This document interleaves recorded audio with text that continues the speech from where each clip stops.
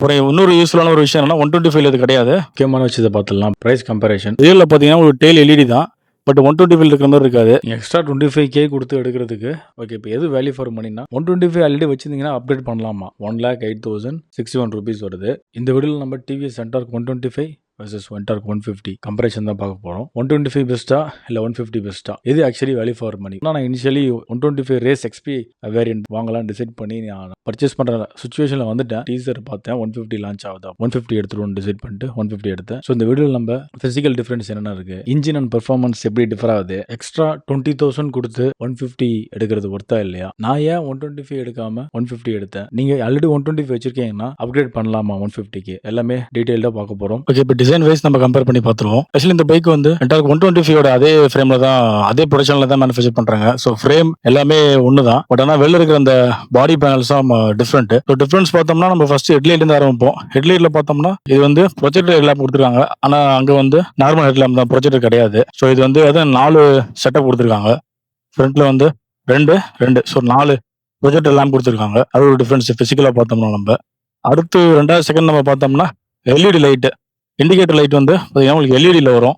ஒரு மிஷினை போட்டு காட்டுறேன். இப்போ பார்த்தீங்கன்னா இண்டிகேட்டர் வந்து உங்களுக்கு பார்த்தீங்கன்னா எல்இடியில் வரும்.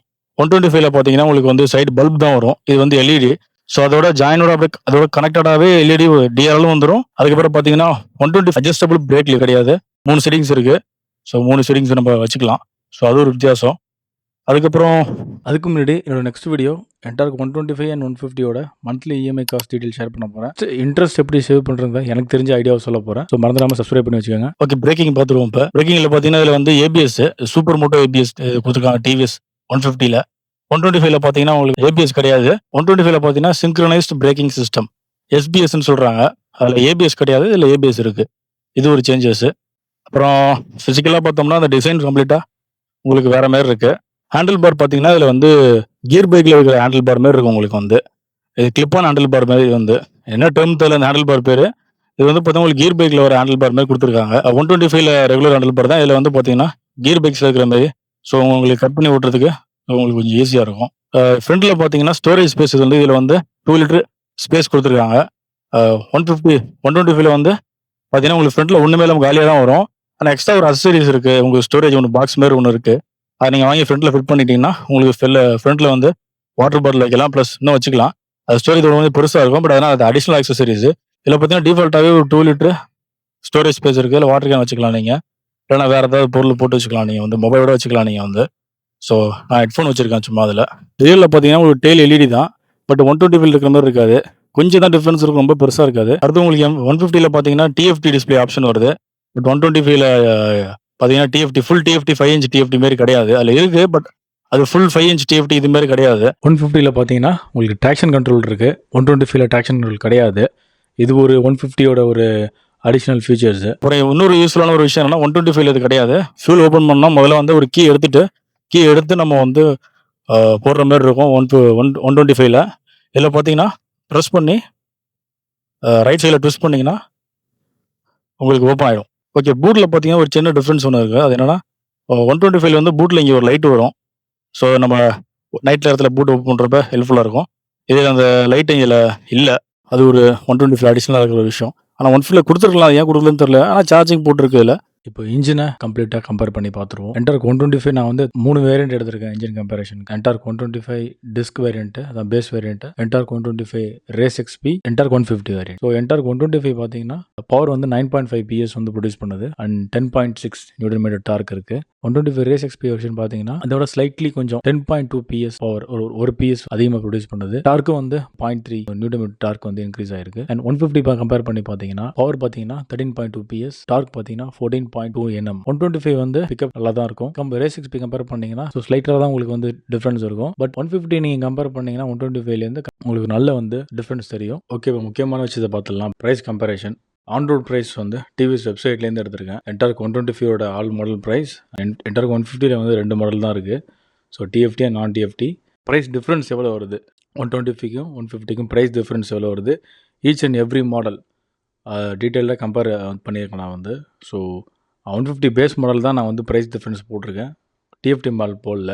உங்களுக்கு வேணும்னா எக்ஸ்ட்ரா 10,000 ஆட் பண்ணிக்கங்க. ரொம்ப கன்ஃபியூஷன் ஆகிடும். அதனால தான் நான் வந்து அதை போடல. ஓகே, இப்போ ஒன்று ஒன்றா பார்த்துருவோம். இப்போ டிஸ்க் வேரியண்ட் அதாங்க பேஸ் வேரியண்ட்டு. எனக்கு தெரிஞ்சு ஆல்மோஸ்ட் இதிலே வந்து பார்த்தீங்கன்னா எல்லா ஆப்ஷனும் ஆல்மோஸ்ட் வந்துடுது தேவைப்படுறது. ப்ரைஸ் பார்த்தீங்கன்னா 1,08,061 ருபீஸ் வருது. 150 பேஸ் வேரியண்ட்டோட கம்பேர் பண்ணோம்னா 24,851 ருபீஸ் டிஃப்ரென்ஸ் வருது. இதே உங்களுக்கு நீங்கள் ரேஸ் எடிஷன் எடுக்க முடிவு பண்ணிட்டீங்கன்னா 20,000. சூப்பர் ஸ்குவாட் வேரியண்ட் எடுக்கணும் டிசைட் பண்ணிட்டீங்கன்னா 19,000 டிஃப்ரென்ஸ் வருது. ரேஸ் எக்ஸ்பி வந்து இந்த வேரியண்ட் தாங்க நான் வாங்கணும்னு டிசைட் பண்ணது. இது 1,17,350 ருபீஸ் வருது ஆன் ரோட் ப்ரைஸு. டிஃப்ரென்ஸ் பார்த்தீங்கன்னா 15,000 தான். ரேஸ் எக்ஸ்பி எடுக்கணும்னு டிசைட் பண்ணுறவங்களுக்கு வந்து என்டார்க் 150 எடுத்திங்கன்னா ப்ரைஸ் டிஃப்ரென்ஸ் 15,000 தான். 15,000க்கு வந்து உங்களுக்கு வந்து பார்த்தீங்கன்னா கம்ப்ளீட்டாக அதை விட இன்னும் பெட்டர் பவர் கிடைக்குது. 3 PS வந்து அதிகம். அதேமாதிரி டார்க்கும் பார்த்தீங்கன்னா ஆல்மோஸ்ட் ஒரு 3 to 4 Nm டார்க் வந்து அதிகமாக கிடைக்குது. எக்ஸ்டி வேரியண்ட் அது வந்து ப்ரைஸ் பார்த்தீங்கன்னா 4,000 தாங்க டிஃப்ரென்ஸ். 4,840 ருபீஸ் தான் எக்ஸ்டி வேரியண்ட் டாப் பண்ணிட்டுக்கு. ஸோ நீங்கள் அந்த லாஸ்ட் 2 ரேஸ் எக்ஸ்பி எக்ஸ்டி இது 2 வேரியண்ட் எடுக்கணும்னு டிசைட் பண்ணிங்கன்னா கண்டிப்பாக நீங்கள் வந்து 150 ஒரு டெஸ்ட் ட்ரைவ் பண்ணி பார்க்கலாம். ஓகே, இப்போ எது வேல்யூ ஃபார் மணினா கண்டிப்பாக என்னை பொறுத்தவரை வேல்யூ ஃபார் மணினா என்டார்க் 125 டிஸ்க் வேரியண்ட் தாங்க. அந்த செக்மெண்ட்டுக்கு அந்த ப்ரைஸுக்கு வந்து தேவையான ஆல்மோஸ்ட் எல்லாமே இருக்குது. நீங்கள் இஎம்ஐ எடுக்க போகிறீங்கன்னா என்னோட நெக்ஸ்ட் வீடியோ வந்து 125 and 150 இஎம்ஐ டீட்டெயில்ஸ் தான் ஷேர் பண்ண போகிறேன். பைக் ஃபுல் கேஷ் எடுக்கிறத விட நீங்கள் இஎம்ஐயில் எடுத்தீங்கன்னா உங்களுக்கு ப்ரைஸ் டிஃப்ரென்ஸ் வந்து பார்த்தீங்கன்னா ரொம்ப பெருசாக தெரியாது. மந்த்லி இஎம்ஐயில் 1,000 ரூபா 2,000 தான் ஆட் ஆகும். 2 மாடலுக்கும் மந்த்லி இஎம்ஐயில் எவ்வளோ டிஃப்ரென்ஸுங்கிறத வந்து நான் பேச போகிறேன். ப்ளஸ் இன்ட்ரெஸ்ட் சேவ் பண்ணுறதுக்கு நான் ஃபாலோ பண்ணுற ஒரு சில ஐடியா உங்களுக்கு ஷேர் பண்ண போகிறேன். சப்ஸ்கிரைப் பண்ணி வச்சுக்கோங்க. அடுத்த வீடியோ பார்த்துட்டு எடுங்க, யூஸ்ஃபுல்லாக இருக்கும். எக்ஸ்ட்ரா 25K கொடுத்து எடுக்கிறதுக்கு உங்களுக்கு என்ன கிடைக்குதுன்னா new design, bigger engine, more power and more torque, அப்புறம் ஏபிஎஸ், அப்புறம் நான் ஸ்க்ரீனில் போட்டிருக்க எல்லா ஃபீச்சர்ஸும் பாருங்கள். இதெல்லாம் உங்களுக்கு ஒர்த்துன்னா நீங்கள் எடுக்கலாம். இப்போ நான் எதுக்கு 125 வாங்காமல் 150 வாங்கினேன். மெயினாக டிசைன் தாங்க. ஏன்னா 125 தான் வாங்க டிசைட் பண்ணிட்டேன். பட் ஆனால் 125 டிசைன் மார்க்கெட்டில் வந்து 8 இயர்ஸாக சேம் டிசைன் வச்சு ஓட்டுறாங்க.